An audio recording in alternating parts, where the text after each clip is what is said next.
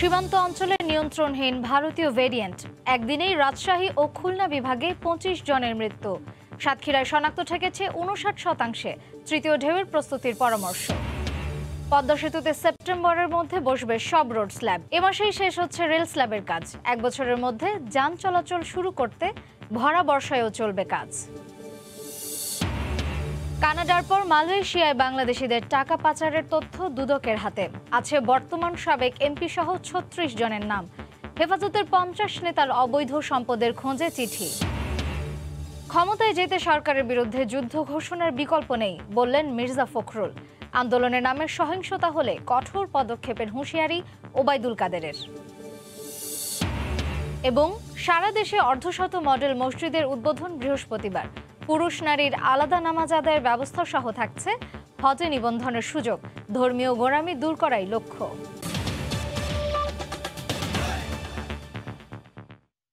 দেখছিলেন শিরোনাম। প্রবাসের সময় সঙ্গে আছি আমি মার্জিয়া শ্রেয়া।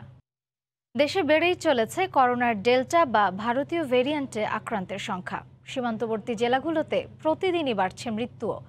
বুধবার একদিনেই সারা দেশে মারা গেছেন আরও ৩৬ জন। এর মধ্যে শুধু খুলনা এবং রাজশাহী বিভাগেই ২৫ জন। এছাড়া ১.৫ মাস পর একদিনে আক্রান্ত ছাড়িয়েছে ২৫০০। এদিকে হাসপাতালগুলোতে রোগীর চাপ বাড়ায় দেখা দিয়েছে শয্যা ও আইসিইউ সংকট। ব্যুরো প্রতিবেদক ও জেলা প্রতিনিধিদের তথ্য ও ছবি নিয়ে রিপোর্ট। দিন দিন বেড়েই চলেছে করোনা সংক্রমণ, সাথে বাড়ছে হাসপাতালগুলোতে রোগীর চাপ। এতে হিমশিম অবস্থা রাজশাহী মেডিকেল হাসপাতালের। হাসপাতালটিতে ২৪ ঘন্টায় করোনায় ও উপসর্গে ৮ জনের মৃত্যু হয়েছে। এর মধ্যে রাজশাহীর ৫ ও চাঁপাইনবাবগঞ্জের ৩ জন। একদিনে ১,৭৪৪টি নমুনা পরীক্ষায় আক্রান্ত হয়েছেন ৩৫৩ জন। শনাক্তের হার কমে ২০%। কোভিডের লক্ষণ নিয়ে রোগীরা যাচ্ছেন, সেক্ষেত্রে প্রায় দেখা যাচ্ছে যে তারা ইতিহাস গোপন করেন এবং পরবর্তীতে ডাক্তার যদি তাদের কোভিড টেস্ট দেনও তারা কোভিড টেস্ট করেন না। যে হারে আমাদের প্রতিদিন রোগী বাড়ছে, এটা অবশ্যই উদ্বেগজনক এবং আমার মনে হচ্ছে যে আমরা একটা ভয়াবহ পরিস্থিতির দিকে যাচ্ছি। এদিকে লকডাউনের পরও খুলনার ৩টি থানায় কমছে না সংক্রমণের হার। ২৪ ঘন্টায় খুলনা অঞ্চলে করোনায় ১৭ জনের মৃত্যু হয়। ৩৩১ জনের নমুনা পরীক্ষায় আক্রান্ত ৮০ জন। সংক্রমণের হার ২৪%। খুলনা অঞ্চলের সাথে ভারতের একটা বড় বর্ডার একটা বেল্ট আছে। মানুষ কিন্তু হুড় করে ইন্ডিয়া ঢোকা শুরু করলো। বিভিন্ন পর্যটন কেন্দ্রে গেল, বেড়াতে গেল, চিকিৎসার জন্য ইন্ডিয়া ঢুকে গেল। এইটা সম্পূর্ণ আমাদের নিজস্ব উদাসীনতার কারণে জিনিসটা হয়েছে। সীমান্ত জেলা সাতক্ষীরায় করোনা পরিস্থিতি ক্রমে ভয়াবহ রূপ নিয়েছে। ২৪ ঘন্টায় ১৮২ জনের করোনা পরীক্ষায় ১০৮ জন শনাক্ত।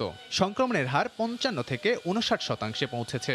আর উপসর্গ নিয়ে মারা গেছেন আরও ৪ জন। এটা এরকম না যে শুধু রোগীরাই আক্রান্ত হবে, স্টাফও আক্রান্ত হতে পারে, তাদের যে ম্যানেজমেন্ট তারাও কিন্তু এতে আক্রান্ত হয়ে যেতে পারে। বাগেরহাটে কোভিড হাসপাতালে নেই কোনো ভেন্টিলেটর। ৩টি আইসিইউ থাকলেও চালানোর মতো নেই কোনো জনবল। ২৪ ঘন্টায় ১৫৫ জনের মধ্যে ৬৮ জন পজিটিভ। মারা গেছেন ৪ জন। শনাক্তের হার ৪৩%।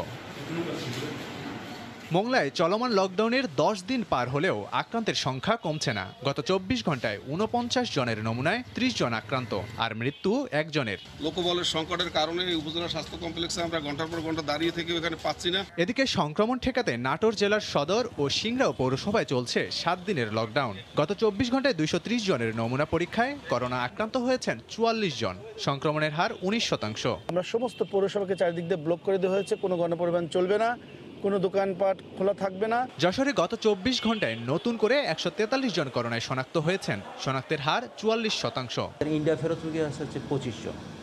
আর গতকালকে আমাদের ২ জন রোগী মারা গেছে।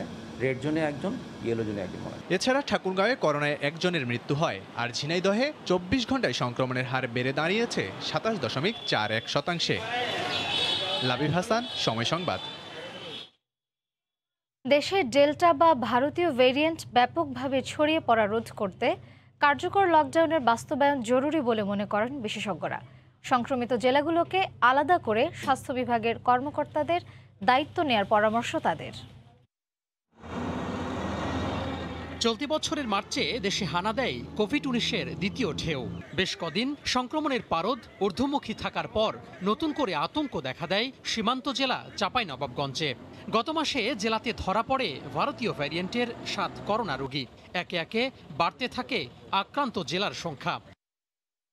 গেল কদিনে দেশের উত্তর ও দক্ষিণ পশ্চিমাঞ্চলের সীমান্তবর্তী জেলা রাজশাহী, চাঁপাইনবাবগঞ্জ, দিনাজপুর, জয়পুরহাট, নওগাঁ, কুষ্টিয়া, যশোর, সাতক্ষীরা এবং খুলনা, বাগেরহাট, নাটোর, নোয়াখালী ও কক্সবাজার জেলায় করোনার চোখ রাঙানি বেড়েই চলছে। স্বাস্থ্য বিশেষজ্ঞরা বলছেন, এই মুহূর্তে সংক্রমিত জেলাগুলোতে কার্যকর করতে হবে কঠোর লকডাউন। আমাদের এখন মূল সমস্যা ভারতীয় থেকে আসা সংক্রমণ। এগুলো যে জেলায় হয়েছে সেই জায়গায় যদি আমরা খুব ভালোভাবে ব্যবস্থা না নিয়ে সংক্রমণ নিয়ন্ত্রণ করতে না পারি, তাহলে এখানে শুধু ওই জেলাগুলো ক্ষতিগ্রস্ত হবে না, বরঞ্চ এটা সারা বাংলাদেশে আবারও ছড়িয়ে পড়ার একটা সমূহ সম্ভাবনা তৈরি হচ্ছে। আগামী কয়েক সপ্তাহ ধরে এরকম ঊর্ধ্বগতি চলতে থাকবে, সংখ্যা এবং মৃত্যুহার দুটাই। এখন আমাদের টেস্ট তো সীমিত, এই জন্য আমরা সীমিত আকারে এটা নির্ণয় করতে পারবো, কিন্তু আকারটা আসলে অনেক ভয়াবহ, অনেক বড় হবে। এখনো সংক্রমিত জেলাগুলোর অনেক হাসপাতালে কেন্দ্রীয় অক্সিজেন সরবরাহ ব্যবস্থা চালু করা যায়নি। রয়েছে হাইফ্লো ন্যাজাল ক্যানুলা ও আইসিইউ সংকট। এর মধ্যে হাসপাতালগুলোতে বেড়েই চলছে রোগীর সংখ্যা। বিশেষজ্ঞরা বলছেন, সেবা প্রতিষ্ঠানের সক্ষমতা বাড়ানোর কোনো বিকল্প নাই। 1 বছর হয়ে যাওয়ার পরও এখনো অনেক জায়গায় হাই ফ্লো অক্সিজেন নেই। 1 বছর হয়ে যাওয়ার পরও আমরা অনেক বেশি আইসিইউ বা এটা বাড়াতে পারিনি, যা ছিল তাই রয়ে গেছে। আমরা চাই ডিজি মহোদয়, এডিজি যারা আছেন তারা বিভাগগুলোতে নেতৃত্ব নিক, কেউ খুলনা বিভাগের, কেউ রাজশাহী, কেউ রংপুরের। ওখানকার যারা সিভিল সার্জন এইচএফপিএন আছেন তাদেরকে ক্ষমতায়ন করা হোক, তাদেরকে অর্থ দেওয়া হোক। আমরা যদি দেরি করি সংক্রমণ নাও বাড়তে পারে, কিন্তু যদি বাড়ে সেটাকে কিন্তু আর থামানো যাবে না। আসছে ঈদুল আজহাকে ঘিরে সরকারকে এখনই সুনির্দিষ্ট পরিকল্পনা নেয়ার পরামর্শ দিচ্ছেন বিশেষজ্ঞরা। তোহা খান তামিম, সময় সংবাদ, ঢাকা। অন্য প্রসঙ্গ, পদ্মা সেতুর জাজিরা প্রান্তে সব রোডওয়ে স্ল্যাব বসে গেছে। মাওয়া প্রান্তে বাকি থাকা 264টি স্ল্যাব বসলেই সেপ্টেম্বরের মধ্যে পুরো সেতুতেই চলতে পারবে গাড়ি। এদিকে এ মাসেই শেষ হচ্ছে রেল স্ল্যাব বসানোর কাজও। সেতুর সার্বিক অগ্রগতি 86%। বিস্তারিত নাসির উদ্দিন উজ্জ্বলের রিপোর্টে, ক্যামেরায় ছিলেন আবু সাইদ। বাংলাদেশের দুর্বার গতিতে এগিয়ে যাওয়ার প্রতীক এখন পদ্মা সেতু। সবকিছু পরিকল্পনা মাফিক চললে দক্ষিণাঞ্চলের মানুষের যুগের পর যুগ ধরে যাতায়াতের চরম দুর্ভোগের অবসান ঘটবে আগামী বছরের জুনের মধ্যেই। দুই প্রান্তের সংযোগ সেতুর কাজও শেষ হয়ে গেছে। জাজিরার পুরো স্ল্যাব স্থাপন সম্পন্ন, তাই এখন চলছে রেলিং এর কাজ। এতে সেতুটি যান চলাচল উপযোগী হওয়ার আরেক ধাপ এগিয়ে গেল। সেতুর রেলওয়ে স্ল্যাব বসানো হয়ে গেছে 2899টি, স্থাপন বাকি 60টি, আর 1312টি স্ট্রেঞ্জারের বসানো বাকি মাত্র 20টি। এই কাজ সম্পন্ন করতে চলছে মহা কর্মযজ্ঞ। এখন স্বপ্ন বাস্তবায়নের পথে, তাই নির্মাণ কর্মীরাও খুশি। জাজিরা প্রান্তে পুরা রোড স্ল্যাব শেষ, 24 ঘন্টা 3 সিটির কাজ চলতো, বর্তমান 2 সিটির কাজ চলতেছে। রেলের স্ল্যাব প্রায় ম্যাক্সিমাম বসে গেছে, অ্যাঙ্করিং হলের কাজ চলছে, লাইটিং পোস্টের কাজ চলছে। ভরা বর্ষাতেও উত্তাল পদ্মার উপরে সেতুর কাজ চলবে পুরো দমে। সেতুর বাকি স্ল্যাবগুলো ইয়ার্ড থেকে সড়ক পথে মাওয়ার 1 নম্বর পিয়ার দিয়ে উঠবে। উত্তাল পদ্মার কারণে কাজের কোনো প্রকার বিঘ্ন না ঘটে, সেই জন্যই আমরা পিয়ার 1কে ব্যবহার করে রোডওয়ে স্ল্যাবগুলো নির্ধারিত সময়ে বসিয়ে ফেলব। 6.15 কিলোমিটার দীর্ঘ 4 লেনের পদ্মা সেতুর দুই প্রান্তে 3.14 কিলোমিটার সংযোগ সেতুর 2 লেন করে সড়কে যুক্ত হবে। 3 ভাগে 6 লেন ইতোমধ্যে যুক্ত হয়ে গেছে। নাসির উদ্দিন উজ্জ্বল, সময় সংবাদ, মুন্সিগঞ্জ। কানাডার পর এবার মালয়েশিয়ায় বাংলাদেশিদের টাকা পাচারের তথ্য পেয়েছে দুর্নীতি দমন কমিশন দুদক। 15 রাজনীতিক সহ 36 জনের নামের তালিকা হাতে এসেছে দুদকের, যে তালিকায় নাম রয়েছে বর্তমান ও সাবেক এমপি, তাদের পরিবার, রাজনৈতিক দলীয় কর্মী থেকে ব্যবসায়ীদের। কানাডার টরন্টো থেকে 25 কিলোমিটার দূরে হেয়ারউড রোডে 12 কোটি টাকায় শফিকুল ইসলাম শিমুলের স্ত্রীর নামে কেনা বাড়ির সূত্র খুঁজতে গিয়ে বেগম পাড়ার সাথে পরিচিত হয় বাংলাদেশ। সংখ্যার দিক থেকে আমাদের অনেক সরকারি কর্মচারীদের বাড়িঘর ওখানে আছে। সেই সূত্র ধরে অবৈধ সম্পদ অর্জনের খোঁজে বিদেশে সেকেন্ড হোম বা বিভিন্ন ব্যবসা বাণিজ্যে অর্থলগ্নিকারীদের তথ্য চেয়ে সিঙ্গাপুর, মালয়েশিয়া সহ 10 দেশে 50টির বেশি চিঠি পাঠিয়েও কোনো উত্তর পায়নি দুর্নীতি দমন কমিশন। সম্প্রতি এক চিঠির প্রতি উত্তরে মালয়েশিয়ায় 36 জনের সেকেন্ড হোমের তথ্য হাতে পেয়েছে দুদক। এর মধ্যে 15 জন সাবেক ও বর্তমান সংসদ সদস্য ও রাজনৈতিক কর্মীর পাশাপাশি 5 জন ব্যবসায়ী, একজন সচিব ছাড়াও আরও 15 ব্যক্তি রয়েছেন, যার বেশিরভাগই পাচারকৃত অর্থ বাণিজ্যিক ওভার ও আন্ডার ইনভয়েসিং এর মাধ্যমে করা হয়েছে বলে ধারণা করা হচ্ছে। সূত্র বলছে, ফিনান্সিয়াল ইন্টিগ্রিটি ইউনিটের অধীনে বিভিন্ন দেশের ফিনান্সিয়াল ইন্টেলিজেন্সের মধ্যে যোগাযোগ হয় অ্যাডমন্ড গ্রুপের মাধ্যমে। তাদের শর্ত অনুযায়ী সব তথ্য জনসম্মুখে প্রকাশ করা যাবে না। বিশ্লেষকরা বলছেন, বাংলাদেশে এই দায়িত্ব পালন করছে বাংলাদেশ ব্যাংকের অর্থনৈতিক গোয়েন্দা ইউনিট। তাই অর্থ পাচার রোধে সরকার প্রয়োজনীয় ব্যবস্থা নিতে পারে। অর্থ পাচারের মামলা দায়েরের আসলে দায়িত্ব কিন্তু আপনার এই বাংলাদেশ ব্যাংকের। তারপর আমি বলবো যে আমাদের দেশেও সমন্বয়ের নিশ্চয়ই অভাব রয়েছে। এখানে মূল দুটি সংস্থা হলো, এক হলো আপনার ওই ফাইন্যান্সিয়াল ইন্টেলিজেন্স বাংলাদেশ ব্যাংকের ডেপুটি গভর্নর নেতৃত্বাধীন এবং দুদক। পি.কে হালদার আছে, পাপুল, যাই বলেন, এগুলো ইনফরমেশন তো আমাদের দূতাবাস থেকেই পাওয়া যায়। এবং বিশেষ করে আপনার এই যে কর্তৃপক্ষটা রয়েছে ওই ফাইন্যান্সিয়াল ইন্টেলিজেন্স ইউনিট, সে তো ভালো করেই জানে। সুতরাং আরও তৎপরতার প্রয়োজন আছে। দুদক এখন পর্যন্ত বিদেশ থেকে পাওয়া তথ্যের ভিত্তিতে 39 জনের বিভিন্ন ব্যাংক হিসাব ও সম্পদ ফ্রিজ করেছে। সেলিয়া সুলতানা, সময় সংবাদ, ঢাকা। বিদেশে অর্থ পাচারের ক্ষেত্রে আইন না থাকায় দূতাবাস থেকে তথ্য পাওয়া সম্ভব নয় বলে জানিয়েছেন পররাষ্ট্র সচিব। বুধবার রাতে পররাষ্ট্র মন্ত্রণালয়ে গণমাধ্যম কর্মীদের প্রশ্নের জবাবে তিনি একথা বলেন। তবে চিহ্নিত অপরাধী হলে ইন্টারপোলের মাধ্যমে তথ্য পাওয়া সম্ভব বলেও জানান তিনি। বর্তমানে হয়তো তার নাগরিকত্ব আছে হয়তো অন্য একটি দেশের, তো তার ব্যাপারে তথ্য চাইলেই কিন্তু ওদের যেই রেলিভেন্ট অর্গানাইজেশনস আছে তারা কিন্তু দিতে বাধ্য নয়, বিকজ তাদের দেশের যে সমস্ত প্রাইভেসি অ্যাক্টস আছে বা অন্যান্য আছে সেগুলো দ্বারা তারা প্রোটেক্টেড। তো এই জিনিসটা বোধহয় আমাদের বোঝা দরকার যে আমি দূতাবাসকে বললাম, দূতাবাস সঙ্গে সঙ্গে ওটা পেয়ে গেল বা দিয়ে দিল, এটা ব্যাপারটা এতটা সহজ নয়। বেসিক্যালি কেউ যদি কোনো রকমের ক্রিমিনাল কনভিকশন হয় তাহলে থ্রু ইন্টারপোল এটা একটা যাওয়ার সুযোগ আছে। হেফাজতের 50 নেতার অবৈধ সম্পদের খোঁজে বাংলাদেশ ফাইন্যান্সিয়াল ইন্টেলিজেন্স সহ বিভিন্ন দপ্তরকে চিঠি দিয়েছে দুর্নীতি দমন কমিশন। বিদেশ যাত্রায় নিষেধাজ্ঞা চেয়েও ইমিগ্রেশনে চিঠি দেওয়া হয়েছে বলে জানিয়েছেন দুদক সচিব। বুধবার বিকেলে সাংবাদিকদের প্রশ্নের জবাবে একথা জানান তিনি। আমরা যেমন তাদের ইমিগ্রেশনে চিঠি দিয়েছি তাদের পাসপোর্ট সংক্রান্ত বিষয়, তাদের ইতি, তারপরে ভূমি অফিসে চিঠি দিয়েছি তাদের কোনো জমি জমা অ্যাসেট মাদ্রাসা সংক্রান্ত, তারপরে আপনার ব্যাংকে কোথায় অ্যাকাউন্ট আছে এই জায়গাগুলিতে তাদের সম্পর্কে তথ্য আর কি, তারা বাইরে ঠেলে কিছু ইত্যাদি ইত্যাদি কোনো বিষয় আছে তাদের মানে পাসপোর্ট সংক্রান্ত তথ্যাদি প্রয়োজন হলে তদন্তকারী অফিসার জানাবে আমাদের। আওয়ামী লীগকে ক্ষমতাচ্যুত করতে যুদ্ধের বিকল্প নেই বলে মন্তব্য করেছেন বিএনপি মহাসচিব মির্জা ফখরুল ইসলাম আলমগীর। বুধবার সকালে রাজধানীর নয়াপল্টনে দলটির কেন্দ্রীয় কার্যালয়ে আলোচনা সভায় তিনি নেতাকর্মীদের ঐক্যবদ্ধ হওয়ার আহ্বান জানান। শর্টকাট কোনো রাস্তা নাই, একটা যুদ্ধ যখন করতে হবে যুদ্ধ করতেই হবে।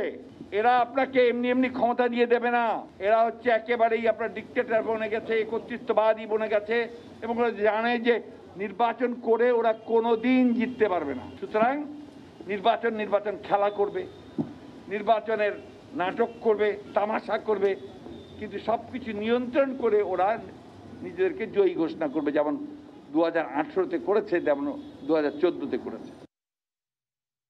এদিকে আন্দোলনের নামে নাশকতা বা বিশৃঙ্খলা সহ্য করা হবে না বলে হুঁশিয়ারি দিয়েছেন আওয়ামী লীগের সাধারণ সম্পাদক ওবায়দুল কাদের। বুধবার সকালে নিজ বাসায় এক ব্রিফিংয়ে তিনি বলেন, গণতন্ত্রকে আওয়ামী লীগ নয় বিএনপি বহুবার হত্যা করেছে। বিএনপি নেতারা বলেন আওয়ামী লীগ নাকি গণতন্ত্রকে হত্যা করেছে। হা না ভোটের মাধ্যমে কারা গণতন্ত্রকে দেশে হত্যা করেছিল? 15 ফেব্রুয়ারির ভোটারবিহীন নির্বাচন কোন গণতন্ত্র?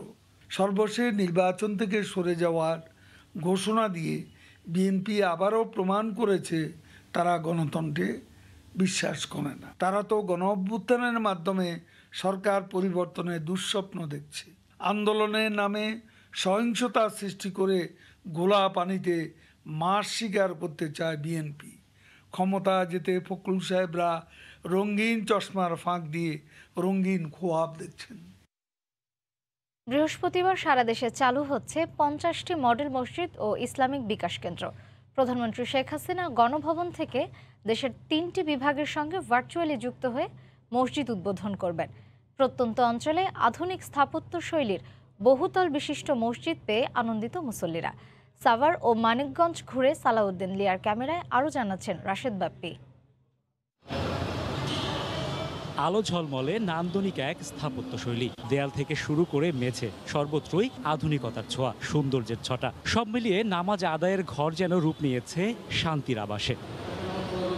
প্রধানমন্ত্রী শেখ হাসিনার উদ্যোগে সারা দেশে নির্মিত মসজিদগুলোতে থাকছে নারী ও পুরুষের জন্য আলাদা নামাজ আদায়ের সুবিধা, প্রতিবন্ধী মুসল্লিদের টয়লেট সহ আলাদা নামাজের ব্যবস্থা, ইসলামিক বই বিক্রয় কেন্দ্র, ইসলামিক লাইব্রেরি, অটিজম কর্নার, হজ যাত্রী নিবন্ধন সহ প্রশিক্ষণ, মরদেহ গোসলের জায়গা সহ নানা আধুনিক সুযোগ সুবিধা। গোসলখানা, উজুখানা এবং গাড়ি পার্কিং সব মিলিয়ে খুবই ভালো লাগছে। সুন্দর পরিবেশ যখন পাবে মুসল্লি, তখন সে বেশি থেকে বেশি ইবাদত করতে চাইবে, যেটা আমাদের জন্য ফলদায়ক, আখিরাতের জন্য ফলদায়ক। মডেল মসজিদগুলোর মাধ্যমে আমাদের সমাজের ভিতরে ইসলাম সম্পর্কে যে মানুষ অন্ধকারে রয়েছে, ইসলামের যে মূল মেসেজ রয়েছে কোরআন এবং হাদিসের, এগুলো আমরা তুলে ধরতে পারবো ইনশাআল্লাহ। যুগোপযোগী পরিকল্পনায় সারা দেশে 560টি মডেল মসজিদের নির্মাণ যজ্ঞ চলছে দুর্দান্ত গতিতে, যার মধ্যে 50টির নির্মাণ কাজ শেষে এখন উদ্বোধনের অপেক্ষায়। বৃহস্পতিবার দেশের 3টি বিভাগের সাথে ভিডিও কনফারেন্সে যুক্ত হয়ে মসজিদগুলোর উদ্বোধন করবেন সরকার প্রধান। ইসলামের যারা অপব্যাখ্যা করে, জঙ্গিবাদ, সন্ত্রাসবাদ এইগুলি পরিচালনা করে, সেই সব জঙ্গি সন্ত্রাসবাদ দমনে ইসলামের সঠিক প্রচারের মাধ্যমে এই মসজিদগুলি অবদান রাখবে। প্রকল্প অনুযায়ী 40% জায়গার উপর জেলা পর্যায়ে 4 তলা এবং উপজেলা পর্যায়ে 3 তলা হচ্ছে মসজিদগুলো। উপকূলীয় এলাকার মসজিদের নিচতলা থাকবে উন্মুক্ত। সম্পূর্ণ সরকারি উদ্যোগ ও অর্থায়নে একসঙ্গে এত সংখ্যক দৃষ্টিনন্দন আধুনিক মসজিদ নির্মাণ শুধু দেশেই নয়, বিশ্বের ইতিহাসে এক অনন্য নজির। এর মাধ্যমে শুধু নামাজ আদায়ের জায়গা নয়, মসজিদ হয়ে উঠবে ইসলামিক জ্ঞান বিজ্ঞান ও সংস্কৃতি চর্চার মাধ্যমে একটি পূর্ণাঙ্গ ইসলামিক সাংস্কৃতিক কেন্দ্রে। রাশেদ বাপ্পি, সময় সংবাদ, সাভার, ঢাকা। চলতি বছরের হজ যাত্রায় এখনও অনিশ্চয়তা রয়েছে। সৌদি সরকারের কাছ থেকে এখন পর্যন্ত সুনির্দিষ্ট কোনো তথ্য পাওয়া যায়নি বলে জানিয়েছেন ধর্ম প্রতিমন্ত্রী। বুধবার দুপুরে রাজধানীর ওসমানী স্মৃতি মিলনায়তনে দেশব্যাপী মডেল মসজিদ উদ্বোধন উপলক্ষে সংবাদ সম্মেলনে তিনি একথা জানান। আমরা যখন সৌদি বাদশার পক্ষ থেকে আমাদের কাছে অবশ্যই মেসেজ আসবে বা চিঠি আসবে, বা আমাদের যে ওখানে হজ কার্যক্রম পরিচালনা করার জন্য নিয়োগপ্রাপ্ত যারা আমাদের অ্যাম্বাসেডর সাহেব সহ যারা আছেন ওখানে, তারা অবশ্যই চিঠি পাবেন, তারাও আমাদেরকে জানাবেন। জানালে আমরা বিস্তারিত তথ্য তখন আপনাদের সামনে উপস্থাপন করতে সক্ষম হব। অতএব এই বিষয়টা নিয়ে এখন পর্যন্ত কোনো মেসেজ আসেনি, অতএব আমরা এই ব্যাপারে কোনো চিন্তা করছি না। অথচ অনেকেই কিন্তু অনেক আলোচনায় করছেন, সম্পূর্ণ কিন্তু এখন পর্যন্ত এইগুলো মিথ্যা বানোয়াট। 30 দালালের হাতে জিম্মি চট্টগ্রামের 5 লাইশ আঞ্চলিক পাসপোর্ট অফিস। মোটা অঙ্কের টাকার বিনিময়ে তারা রোহিঙ্গাদেরও বাংলাদেশের পাসপোর্ট তুলে দিত। অভিযানে 11 জনকে আটক করেছে পুলিশ। শাখাত্রিপুর ক্যামেরায় কমলদের রিপোর্ট। পাসপোর্ট অফিসে দালালদের দৌরাত্ম্য নতুন কিছু নয়, কিন্তু আবেদনকারীকে জিম্মি করে অতিরিক্ত টাকা দিয়ে পাসপোর্ট করতে বাধ্য করছে দালাল চক্রের সদস্যরা। এমনকি দেওয়া হয় হুমকি ধুমকি। আমাদেরকে সারা পাসপোর্ট করা যাবে না। তা আমি বললাম কেন যাবে না? তো ওরা বলতেছে আপনি যদি লিগেলি যান তাহলে এটা ভুল হয়েছে, ওটা ভুল হয়েছে, আপনাকে ব্যাক দিবে, তাহলে আপনার পাসপোর্টটা হবে না। আবেদনকারীকে জিম্মি করার তথ্য পেয়ে বুধবার দুপুরে অভিযান শুরু করে পুলিশ একে একে পেয়ে যায় 11 দালালকে। বাকিরা পুলিশ দেখে আগেই গা ঢাকা দেয়। আটককৃতদের নিয়ে আসা হয় 5 লাইশ থানায়। প্রতারণার মাধ্যমে টাকা নেয় যে আমরা 3 দিনের ভিতরে পাসপোর্ট করে দেবো, 10 দিনের ভিতরে করে দেবো। যাদের খুব ইমার্জেন্সি তারা তখন দালালকে ধরে, তারা বলে যে উপর গিয়ে কোনো লাভ নেই, আমাদের মাধ্যম ছাড়া তোমরা পারবা না। এইভাবে তাদেরকে প্রেশার দেয় এবং তাদেরকে অনেকটা জিম্মি করে ফেলে। পুলিশের তথ্য অনুযায়ী 30 জনের বেশি দালাল সক্রিয় রয়েছে 5 লাইশ আঞ্চলিক পাসপোর্ট অফিসে। তারাই মূলত পাসপোর্টের নানা বিষয় নিয়ন্ত্রণ করে বলে অভিযোগ ভুক্তভোগীদের। এক একটি পাসপোর্ট তৈরিতে আদায় করে 10 থেকে 15,000 টাকা। এমনকি রোহিঙ্গাদের পাসপোর্ট পাইয়ে দেওয়ার ক্ষেত্রে এসব দালাল ভূমিকা রাখে বলে অভিযোগ রয়েছে। আমাদের অভিযান শুরু হয়েছে, আল্লাহর রহমতে এই অভিযান অব্যাহত থাকবে। আমরা এই প্রক্রিয়া চালু রাখবো। তাদেরকে আইনের আওতায় নিয়ে চলে আসবো। আটক 11 দালালের বিরুদ্ধে ভুক্তভোগী সোহেল রানার পক্ষ থেকে একটি এবং পুলিশের পক্ষ থেকে আরও একটি মামলা দায়ের করা হয়েছে। কমল দে, সময় সংবাদ, চট্টগ্রাম। উচ্ছেদ অভিযানে গিয়ে কোনো স্থাপনা না ভেঙে উল্টো ডকইয়ার্ড মালিকদের সীমানা পিলারের মধ্যেই লাইসেন্স আবেদনের সুযোগ দেওয়ার অভিযোগ উঠেছে বিআইডব্লিউটি এর বিরুদ্ধে। বুধবার সকালে বুড়িগঙ্গা নদীর ফতুল্লা এলাকায় এ ঘটনা ঘটে। যদিও সংস্থাটি বলছে নদী রক্ষার পাশাপাশি নদীকে কেন্দ্র করে ব্যবসা বাণিজ্য বাড়াতে তারা কাজ করছে। বুধবার সকালে ফতুল্লার ধর্মগঞ্জ এলাকায় বুড়িগঙ্গা নদীর তীর দখলমুক্ত করতে উচ্ছেদ অভিযানে যায় বিআইডব্লিউটিএ। তবে অন্যান্য দিনের মতো এদিন উচ্ছেদ শুরু না করে সীমানা বসানো নিয়ে স্থানীয় ডকইয়ার্ড মালিকদের সঙ্গে কথা বলতে থাকেন সংস্থার কর্মকর্তারা।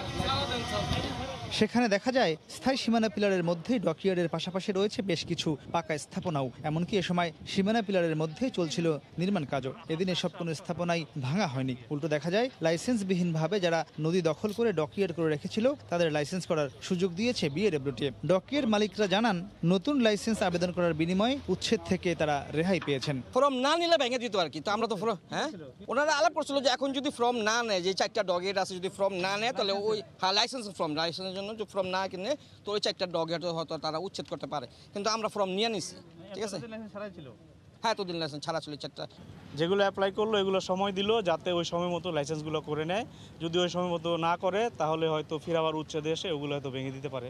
লাইসেন্সের জন্য আবেদন করবো, লাইসেন্স করবো আর ভাঙবো না। বিষয়টি স্বীকার করে বিআইডব্লিউটি এর কর্মকর্তা জানান তারা মূলত সীমানা পিলার বসাতে সেখানে গিয়েছিলেন। একটি শিল্পকে তো আমরা ধ্বংস করতে পারি না। এখানেও বেশ কিছু ডকইয়ার্ড রয়েছে যেগুলো লাইসেন্স দেওয়া আছে, বাকিগুলোকে আমরা উদ্বুদ্ধ করার চেষ্টা করছি যে আপনারাও লাইসেন্স দেন, আমরা লাইসেন্স দেওয়ার চেষ্টা করবো। তারপরেও যদি উদ্বোধন করতে মনে করে যে না এখানে আমরা কোনো লাইসেন্স দিব না, সব উচ্ছেদ করে দাও, সেটা উদ্বোধন করে সিদ্ধান্ত নিলে তখন আমরা উচ্ছেদ প্রোগ্রামে আসবো।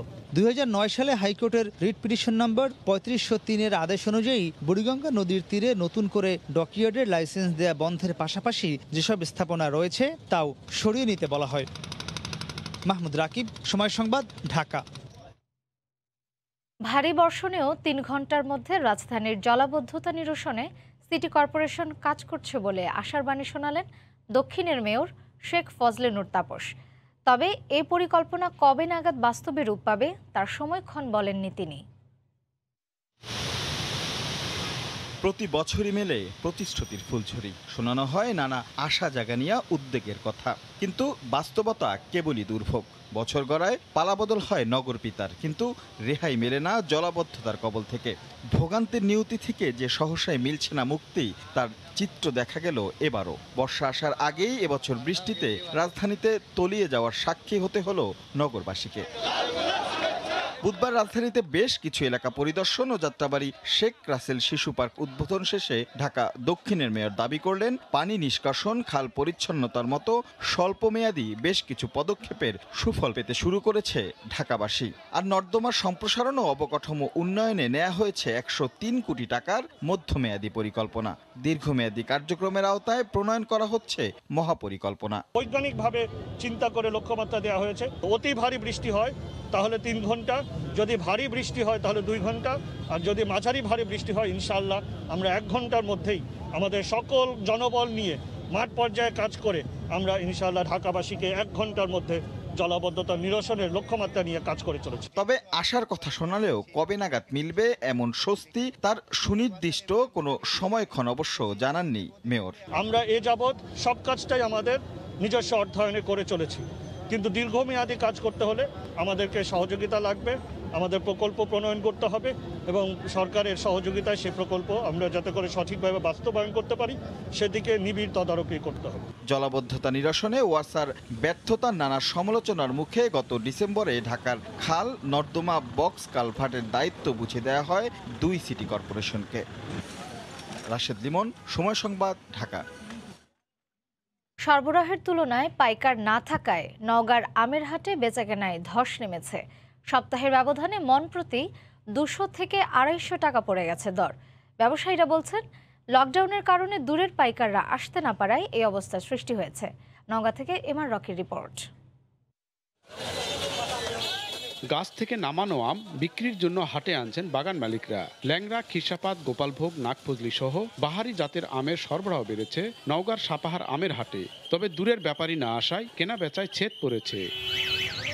সড়কের দুপাশে বিভিন্ন বাহনে ক্যারেটে ভরা আম নিয়ে বিক্রির জন্য অপেক্ষায় বাগান মালিকরা। সরবরাহের তুলনায় ক্রেতা কম থাকায় সপ্তাহের ব্যবধানে সব ধরনের প্রতি মণ আমের দাম 200 টাকা পর্যন্ত পড়ে গেছে। যদি বাজার হয় তাহলে আমরা বেচা বিক্রি করতে পারবো না, এতে আমাদের লস হবে। কাটা খরচ নিচ্ছে 80 টাকা করে, মন নিচ্ছে 5-15 টাকা কেজিতে মন নিচ্ছে, এই জন্য আমাদের কিছু টিকছে না। স্থানীয় ব্যাপারীরা বলছেন করোনায় লকডাউনে দূরের পাইকার আসতে পারছেন না, এতে পড়ে গেছে দর। এবারে আমের দাম মনে হয় বাড়বে না লকডাউনের কারণে, কৃষকরা কিভাবে আম বেচবে? বেচা কিনা কম হচ্ছে, কৃষকেরা ঠিকমতো দামও পাচ্ছে না, এবং ঢাকাতে যারা কিনে নিয়ে যাচ্ছে তারা প্রচুর দাম পাচ্ছে না, বিধায় ব্যবসার লসের উপরে, ব্যবসায়িকদের লসের উপরে আছে। দাম পড়ে যাবার কারণে জেলার আমের কারবার পূরণ হবে না বলছেন ব্যবসায়ী নেতা। আম বেচা কিনা না থাকার কারণে গাছে অনেক আম নষ্ট হয়ে যাচ্ছে। কৃষকরা দাম কম পাওয়ার কারণে, লেবার খরচ বাড়িয়ে যাওয়ার কারণে তারা আম পাড়তে পারছে না, আম পাড়তেছে না, বিধায় এবার প্রচণ্ড একটা ধসের মুখে সাপার আম চাষিরা পড়বে। স্থানীয় কৃষি বিভাগ বলছে এ জেলায় 26,000 হেক্টর জমিতে ছোট বড় প্রায় 5,500 আমের বাগান রয়েছে, যেখান থেকে চলতি মৌসুমে প্রায় 4.5 লাখ মেট্রিক টন আম উৎপাদনের আশা করা হচ্ছে, যার বাজার মূল্য ধরা হয়েছে প্রায় 1500 কোটি টাকা। নওগাঁ সাপাহারের আম বাজার থেকে MR রকি, সময় সংবাদ। আইফোন কেন্দ্রে মোবাইল মেরামত করতে দিয়ে যুক্তরাষ্ট্রে ফাঁস হয়েছে এক ছাত্রীর ব্যক্তিগত ভিডিও এবং ছবি। ঘটনাটি নিয়ে ব্যাপক চাপে পড়েছে টেক জায়ান্ট অ্যাপল। মানসিক ক্ষতির অভিযোগে অ্যাপলের বিরুদ্ধে আদালতে 50 লাখ মার্কিন ডলারের ক্ষতিপূরণের দাবি করেছেন ওই ছাত্রী, যা দিতে রাজিও হয়েছে অ্যাপল। ক্যালিফোর্নিয়া থেকে লস্কর আল মামুনের আরও একটি রিপোর্ট। এক নারীর আইফোন থেকে তার আপত্তিকর ছবি ও ভিডিও চুরি করে ফেসবুকে পোস্ট করার দায়ে দোষী সাব্যস্ত হয়েছেন অ্যাপলের 2 কর্মী। এই ঘটনা জানাজানি হওয়ার পর ওই ছাত্রীকে কয়েক লাখ ডলারের আর্থিক ক্ষতিপূরণ দিতে বাধ্য হয়েছে টেক জায়ান্ট এই সংস্থাটি। বিষয়টি গণমাধ্যমে স্বীকার করলেও ব্যবসায়িক ক্ষতি এড়াতে ক্ষতিপূরণে অঙ্ক ও ছাত্রীর নাম পরিচয় গোপন রেখেছে অ্যাপল। আর দোষী কর্মীদের চাকরি থেকে ছাঁটাই করা হয়েছে বলে জানিয়েছেন কর্তৃপক্ষ। মার্কিন সংবাদ মাধ্যমে প্রকাশিত প্রতিবেদনে জানা গেছে 2016 সালে যুক্তরাষ্ট্রের ওরেগনের বাসিন্দা এক বিশ্ববিদ্যালয়ের ছাত্রী তার আইফোনটি ঠিক করানোর জন্য অ্যাপলের সার্ভিস সেন্টারে দিয়েছিলেন। পেগাট্রন নামে এক বৈদ্যুতিক সামগ্রী প্রস্তুতকারী সংস্থা থেকে কেনা ওই আইফোনটি ক্যালিফোর্নিয়ার অ্যাপল মেরামত কেন্দ্রে পাঠানো হয়। ওই কেন্দ্রের 2 কর্মী আইফোনটি ঠিক করে দিলেও তা থেকে ওই ছাত্রীর আপত্তিকর ছবি ও ভিডিও চুরি করে। এরপর সেগুলো ছাত্রীর ফেসবুকে পোস্ট করে তারা। সে কাজটি এমনভাবে করা হয়েছিল যেন মনে হয় ওই ছাত্রী নিজেই ফেসবুকে পোস্ট করেছেন।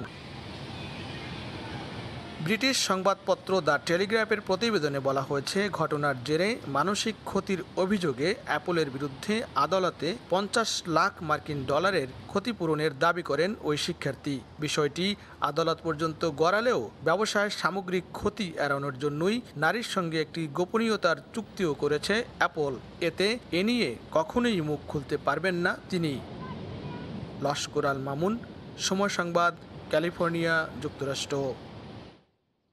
করোনা পরিস্থিতি অনেকটাই নিয়ন্ত্রণে আসায় ফ্রান্সের বার রেস্টুরেন্টের সামনের অংশ খুলে দেওয়ার পাশাপাশি এখন থেকে ভেতরে বসেও খাবার খেতে পারবেন ক্রেতারা। তবে মানতে হবে কঠোর স্বাস্থ্যবিধি ও স্বাস্থ্য সুরক্ষা। এদিকে বিধিনিষেধ শিথিলের অংশ হিসেবে পরিবর্তন করা হয়েছে কারফিউর সময়সীমাও। রাত 9টার পরিবর্তে এখন থেকে রাত 11টায় শুরু হবে রাত্রিকালীন কারফিউ। প্যারিস থেকে আরও জানিয়েছেন লুৎফুর রহমান বাবু। ফ্রান্সে করোনা মহামারীর কারণে দীর্ঘদিন ধরে লকডাউনের কারণে দেশটির বার রেস্টুরেন্ট বন্ধ ছিল।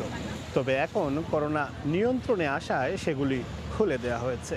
এদিকে দেশটির বার রেস্টুরেন্ট খুলে দেওয়ার পর এখন প্রতিদিনই সেগুলোতে ক্রেতা উপস্থিতি বাড়ছে। এদিকে ফ্রান্সের বার রেস্টুরেন্টের ভেতরের অংশ ব্যবহারের পাশাপাশি দেশটিতে যে কারফিউ জারি ছিল তার সময়সীমাও পরিবর্তন করা হয়েছে।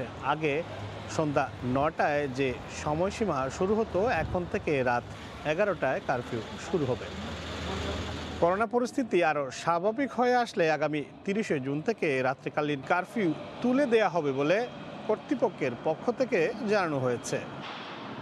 ফ্রান্সে বার রেস্টুরেন্টের তেরাসের পাশাপাশি ভেতরের অংশ ব্যবহারের অনুমতি পেলেও এখনও তাদেরকে স্বাস্থ্যবিধি আর স্বাস্থ্য সুরক্ষা মেনেই সেগুলো পরিচালনা করতে হবে। মোহাম্মদ লুৎফুন বাবু, সময় সংবাদ, প্যারিস। করোনা সংকট পেছনে ফেলে জার্মানিতে ধীরে ধীরে স্বাভাবিক হচ্ছে সবকিছু। ঘুরে দাঁড়াতে শুরু করেছে ব্যবসা বাণিজ্য। দেশটিতে প্রবাসী বাংলাদেশি ব্যবসায়ীরাও দেশ থেকে আগের মতোই পণ্য আমদানির আশা করছেন। উচ্চশিক্ষায় যাওয়া ছাত্রছাত্রীরাও আশায় আছেন সুদিনের। জার্মানি থেকে বিটু বড়ুয়ার রিপোর্ট। জার্মানিতে ক্রমেই কমতে শুরু করেছে করোনা সংক্রমণ, স্বাভাবিক হতে শুরু করেছে জনজীবন। স্বস্তির নিঃশ্বাস ফেলছেন স্থানীয় সহ দেশটিতে বসবাসরত প্রবাসী ব্যবসায়ীরাও। দীর্ঘ 1 বছরেরও বেশি সময় ধরে ক্ষতিগ্রস্ত প্রবাসী ব্যবসায়ীরাও বুক বাঁধছেন ঠিক আগের মতোই পণ্য আমদানির আশায়। প্রবাসী বাংলাদেশি সবারই কাজকর্ম একটু ঢিলাঢালা ছিল, সবাই ছুটির মধ্যে আসলে। এখন আশা করি লকডাউন শেষ হওয়ার কারণে সবারই কাজকর্মে ফিরে যেতে পারবে, আমাদের ব্যবসা বাণিজ্য একটু ভালো উন্নতির দিকে হবে। এদিকে জার্মানিতে উচ্চ শিক্ষার্থে আসা বাংলাদেশি শিক্ষার্থীরাও আশা প্রকাশ করছেন শিগগিরই অনলাইন ক্লাসের পরিবর্তে সুযোগ মিলবে বিশ্ববিদ্যালয়ে গিয়ে ক্লাস করার। তবে সেক্ষেত্রে টিকার আওতায় আসার চেষ্টারও কমতি নেই শিক্ষার্থীদের। আমরা যারা জার্মানিতে বসবাসরত ছাত্রছাত্রীরা রয়েছি, আমরা আশা করছি যে আমরা এবছর শেষেও টিকা পেয়ে যাব। যদি এটা হয়ে থাকে তাহলে যেটা হবে যে নেক্সট ইয়ারে আমরা সবাই অনলাইনে আর ক্লাস করব না, সবাই অন ক্যাম্পাস ক্লাস করব। এদিকে মার্কেল সরকার করোনা পরিস্থিতি ভালোভাবে সামাল দিলেও সম্প্রতি দেশটির শারীরিক প্রতিবন্ধী ও আশ্রয়হীনদের মেয়াদোত্তীর্ণ মানহীন মাস্ক বিতরণের পরিকল্পনা গ্রহণের কারণে মন্ত্রিত্ব হারানোর সংখ্যায় আছেন বর্তমান স্বাস্থ্যমন্ত্রী ইয়েন্স স্পান। জার্মানি থেকে বিটু বড়ুয়া, সময় সংবাদ। আগামী সপ্তাহ থেকে বৈধ ভ্যাকসিন সার্টিফিকেট দেখিয়ে টেস্ট ও কোয়ারেন্টাইনের বাধ্যবাধকতা ছাড়াই পর্তুগাল ভ্রমণের সুযোগ পাচ্ছেন পর্যটকরা। দীর্ঘদিন পর পর্তুগালের দরজা খুলছে যুক্তরাষ্ট্রের পর্যটকদের জন্যও। এদিকে দল বেঁধে ব্রিটিশ পর্যটকরা পর্তুগাল ছেড়ে যাওয়ায় শূন্যতা বিরাজ করছে আলগার্ভ অঞ্চলে। লিসবন থেকে বিস্তারিত জানাচ্ছেন তারিকুল হাসান আশিক। পর্যটকদের উৎসাহিত করতে নেয়া নানা পদক্ষেপের অংশ হিসেবে আসছে সপ্তাহ থেকে বৈধ ভ্যাকসিন সার্টিফিকেট দেখিয়ে করোনা নেগেটিভ সার্টিফিকেটের বাধ্যবাধকতা ছাড়াই পর্তুগাল ভ্রমণের সুযোগ পাচ্ছেন পর্যটকরা। থাকছে না কোয়ারেন্টিনের ঝামেলাও। মঙ্গলবার বিষয়টি নিশ্চিত করেছে পর্তুগালের ইকোনমি অ্যান্ড ট্রানজিশন মন্ত্রণালয়। এছাড়া দীর্ঘ সময় মার্কিন নাগরিকদের নন এসেনশিয়াল পর্তুগাল ভ্রমণ বন্ধ থাকলেও সেটিও চালু হচ্ছে আগামী সপ্তাহে। ভ্যাকসিন সার্টিফিকেট নিয়ে ঝামেলামুক্ত ভ্রমণের সুযোগ পাচ্ছেন আমেরিকানরাও। অন্যদিকে ব্রিটিশ পর্যটকদের শূন্যতা দৃশ্যমান আলগার্ভ জুড়ে। সোমবার রাতেই দল বেঁধে পর্তুগাল ছেড়েছেন অধিকাংশ ব্রিটিশ পর্যটক। ভ্রমণ সহজ করে অন্যান্য দেশের পর্যটকদের উৎসাহিত করা গেলে ক্ষতির মাত্রা কমানো সম্ভব বলে মনে করছেন সংশ্লিষ্টরা। তবে পর্তুগাল স্পেন সীমান্ত ব্যবহার করে আসা পর্যটকদের স্পেনের বিধিনিষেধ অনুযায়ী বহন করতে হবে করোনা নেগেটিভ সার্টিফিকেট। তবে সমঝোতার ভিত্তিতে বিষয়টি সমাধানে আলোচনা অব্যাহত রেখেছে দুদেশ। অন্যদিকে বিধিনিষেধ না থাকায় সম্প্রতি লিসবন ও কয়েকটি অঞ্চলে আক্রান্তের সংখ্যা বাড়ায় নড়ে চড়ে বসেছে প্রশাসন। নিতে হচ্ছে বেশ কিছু সতর্কমূলক ব্যবস্থা। আলবুফেরিয়ায় নিয়ম ভেঙে 2 শতাধিক মানুষের জনসমাগম করায় বন্ধ করে দেওয়া হয়েছে 3টি স্থাপনা। তারিকুল হাসান আশিক, সময় সংবাদ, লিসবন, পর্তুগাল।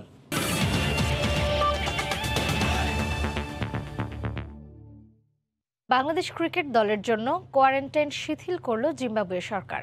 আফ্রিকার দেশটিতে সফরে গেলে একদিনের কোয়ারেন্টাইন করতে হবে টাইগারদের, নিশ্চিত করেছেন cricket operations chairman Akram Khan. করোনার কারণে ক্রিকেট সিরিজে প্রতিপক্ষের বিপক্ষে লড়াই করার আগে দলগুলোকে লড়তে হয় কোয়ারেন্টাইন ও বায়োবাবল প্রক্রিয়ার বিপক্ষে। স্বাস্থ্য সুরক্ষার জন্য এই প্রক্রিয়া হয়ে আসছে করোনা পরবর্তীকালের সিরিজগুলোতে। এই যেমন নিউজিল্যান্ডে গিয়ে বাংলাদেশকে প্রায় 2 সপ্তাহ আর শ্রীলঙ্কায় গিয়ে কোয়ারেন্টাইন করতে হয়েছে 3 দিন। জিম্বাবুয়ে সফরে বাংলাদেশ কয়দিন কোয়ারেন্টাইন করবে? বিসিবিকে জিম্বাবুয়েন ক্রিকেট আশ্বস্ত করেছেন মাত্র 1 দিনের। একদিনের কোয়ারেন্টাইন করার জন্য সেটাই আপাতত আমরা ধরে রেখেছি, যেহেতু ফার্দার আর কোনো রিপ্লাই আসেনি। আমরা চিঠি পাঠিয়েছি, তো সম্ভবত আমাদেরকে হয়তো বা এই অল্প সময়ে কোয়ারেন্টাইন থাকতে হবে। সেক্ষেত্রে বাংলাদেশ ক্রিকেট দলের জিম্বাবুয়ে সফর 29 জুন নয়, আরও একদিন পিছিয়ে নিয়েছে ক্রিকেট বোর্ড। কারণ 26 জুন শেষ হবে প্রিমিয়ার লিগ টি20 আসর। বাংলাদেশ টিমের প্লেয়ারদের কথা যদি বলেন, ওরা আপনারা দেখেন গত 3 মাসের মধ্যে 90% কিন্তু কোয়ারেন্টাইনে ছিল। লিগটা শেষ হওয়ার সাথে সাথে চলে যাবে। সিলেক্টর আমাদেরকে একটা 3টা ফরম্যাটের একটা টিম দিবে। 3টা ফরম্যাটে আমরা কতজন পাচ্ছি। নিউজিল্যান্ডের পর শ্রীলঙ্কা সফর, এরপর আবারও হোম সিরিজ ওই লঙ্কানদের বিপক্ষে। এখন প্রিমিয়ার লিগেও ক্রিকেটাররা পরিবার ছাড়া আছে বায়োবাবলের শেকলের মাঝে। তাই জিম্বাবুয়ে সিরিজে সিনিয়র ক্রিকেটারদের বিশ্রামের ব্যাপারটি ব্যাপক আলোচনায়। সেক্ষেত্রে টেস্ট, ওয়ানডে ও টি20 সিরিজের জন্য ক্রিকেটারদের পৃথক দল পাঠানোর পরিকল্পনা বিসিবির। যেহেতু একদিনের কোয়ারেন্টাইন আছে, একসাথে বেশি না পাঠিয়ে আমরা হয়তো যে ফরম্যাটে খেলে ওইরকম সিস্টেমটা করলে ভালো হবে। সবকিছু ঠিক থাকলে 18 জুন জিম্বাবুয়ে সফরে 3 ফরম্যাটের জন্য আলাদা আলাদা করে দল ঘোষণার কথা রয়েছে বিসিবির। এটা খুব ভালো একটা এক্সপিরিয়েন্স হবে বাংলাদেশ দলের। হুমায়ুন কবির রোজ, সময় সংবাদ, ঢাকা। দাবার খবর। জুলাইয়ে রাশিয়ায় বসতে যাওয়া ফিদে বিশ্বকাপের সরাসরি জায়গা করে নিয়েছেন বাংলাদেশের গ্র্যান্ডমাস্টার জিয়াউর রহমান। জোন 3.2-এর পক্ষে অংশগ্রহণ করবেন জিয়া। বুধবার ঢাকায় এশিয়ান জোনাল দাবা চ্যাম্পিয়নশিপ 2021 হাইব্রিড দাবায় অপরাজিত চ্যাম্পিয়ন হওয়ায় দীর্ঘদিন পর এমন সুযোগ এসেছে বাংলাদেশের এই গ্র্যান্ডমাস্টারের সামনে।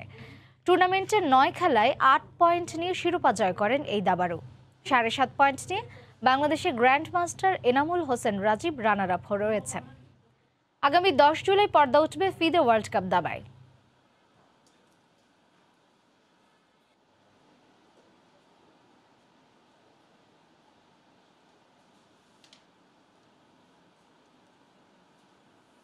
আমার সাথে রাজীবের ম্যাচটা খুব ইম্পর্টেন্ট ছিল। ওই গেমটাতে ওর বেটার ছিল, সারাটার সময় বেটার ছিল, কিন্তু আমি ডিফেন্ডটা খুব ভালো করেছি। ওর ওটা ড্র করতে পারাতে আমার মোটামুটি একটা লাইফ পেয়ে যায়। চেষ্টা করবো ভালো খেলার। এবার অনেকদিন পরে সুযোগ পেলাম আবার ওয়ার্ল্ড কাপে খেলা। তো লাস্ট 15 দিন। হ্যাঁ, এবার আমার সাথে আরও একজন থাকবে বাংলাদেশে। চেষ্টা করবো ভালো খেলা। এবার চেষ্টা করবো সেকেন্ড রাউন্ড কোয়ালিফাই করার অ্যাটলিস্ট, কারণ এবার একটু উইকার অপোনেন্ট পড়বে আগের তুলনায়। চীনে এখন সবচেয়ে আলোচনায় ভবঘুরে হাতির দল। দেশটিতে 15 মাস ধরে বন ছেড়ে বেরিয়ে পথে পথে ঘুরছে 15টি হাতি। 500 কিলোমিটার পথ পাড়ি দিয়ে অবশেষে ইউনান প্রদেশের জঙ্গলে অবস্থান নিয়েছে হাতির পালটি। এরই মধ্যে আন্তর্জাতিকভাবেও বেশ জনপ্রিয়তা পেয়েছে বন্যপ্রাণীগুলো। দীর্ঘ 12 দিন পর প্রথমবারের মতো একসাথে ঘুমাচ্ছে চীনের আলোচিত বন্য হাতির পালটি। সোমবার এই দৃশ্যটি বিশ্বজুড়ে ভাইরাল হয়। একদিনে তা দেখে 20 কোটি মানুষ। দেশটির রাষ্ট্রীয় গণমাধ্যম জানায়, গত বছরের মার্চে নিজেদের আবাসস্থল থেকে বেরিয়ে পড়ে হাতির পালটি। 500 কিলোমিটার পথ পাড়ি দিয়ে 15টি হাতির দল এখন ইউনান প্রদেশের রাজধানী কুনমিংয়ে ঢুকে পড়েছে। এই দীর্ঘ যাত্রায় 3টি শাবকের জন্ম হয়েছে। এত পথ পাড়ি দিতে গিয়ে অনেক শহর ও গ্রাম অতিক্রম করেছে হাতিগুলো। কোটি কোটি টাকার ফসল নষ্টের পাশাপাশি বাড়িঘর ক্ষতিগ্রস্ত করেছে। তারপরও হাতিদের নিরাপত্তায় ব্যবস্থা নিয়েছে প্রদেশ কর্তৃপক্ষ। হাতিগুলোকে সার্বক্ষণিক পর্যবেক্ষণের জন্য 14টি ড্রোন কাজ করছে। একই সঙ্গে তাদেরকে নিরাপদে বনে নিয়ে যেতে কাজ করছে 500 জনের একটি দল। এদিকে হাতিগুলো কেন নিজ আবাসস্থল থেকে দেশান্তরী হলো সে বিষয়ে এখন পর্যন্ত কিছু জানা যায়নি। তবে খাবারের জন্যই তারা বেরিয়ে পড়েছে বলে মনে করছেন বিশেষজ্ঞরা। চীনে বর্তমানে মাত্র 300টি বন্য হাতি রয়েছে, যাদের বেশিরভাগের অবস্থান ইউনান প্রদেশে। রাহানুল রানা, সময় সংবাদ। এ পর্যায়ে শীর্ষ সংবাদ জানিয়ে দিচ্ছি আরও একবার। সীমান্ত অঞ্চলে নিয়ন্ত্রণহীন ভারতীয় ভেরিয়েন্ট। একদিনেই রাজশাহী ও খুলনা বিভাগে 25 জনের মৃত্যু। সাতক্ষীরায় শনাক্ত ঠেকেছে 59%।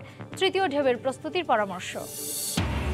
পদ্মা সেতুতে সেপ্টেম্বরের মধ্যে বসবে সব রোড স্ল্যাব। এ মাসেই শেষ হচ্ছে রেল স্ল্যাবের কাজ।